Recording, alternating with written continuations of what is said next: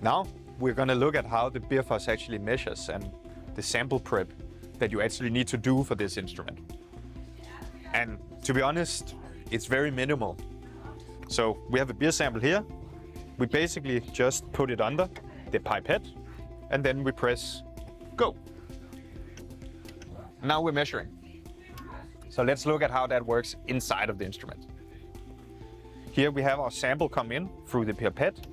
It goes into the piston, and the piston will slowly drag the liquid in and then push it into our measuring chain, and here specifically the interferometer.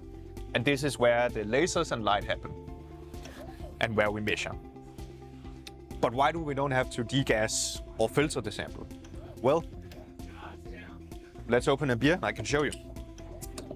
Normally in a brewery, you would take your beer and you would pour it into 2 containers or something similar and shake out the CO2.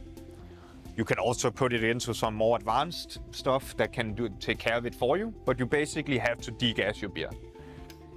We don't have to do that, and the reason why you have to do it normally is because it will foam up. So this is basically what you're trying to measure in a normal instrument. It has a lot of bubbles, and that's exceedingly hard to shoot light through. Therefore, you can't measure it.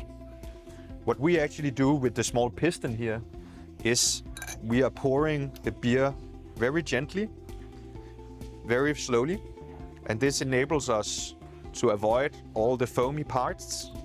And this, compared to this, we can actually shoot light through.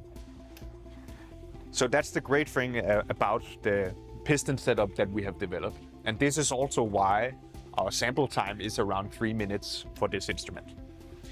In regards to filtering, with a completed beer, you actually don't have to filter on our instrument. But let's say it's a fermentation sample. Here we have developed a system where we do what we call a reverse filtration. So you pour your sample into your sample cup, bump, bump, bump, bump. And then you take our filter and you just mash it into the sample. And here, you actually on top here, we have the sample hole. And this you can actually just put underneath the pipette and then you can measure. So you don't have to do any of the normal filtrations that you would do in a brewery, which includes for example, a coffee filter, sometimes with kieselguhr or a similar compound, where you have to run all your beers through.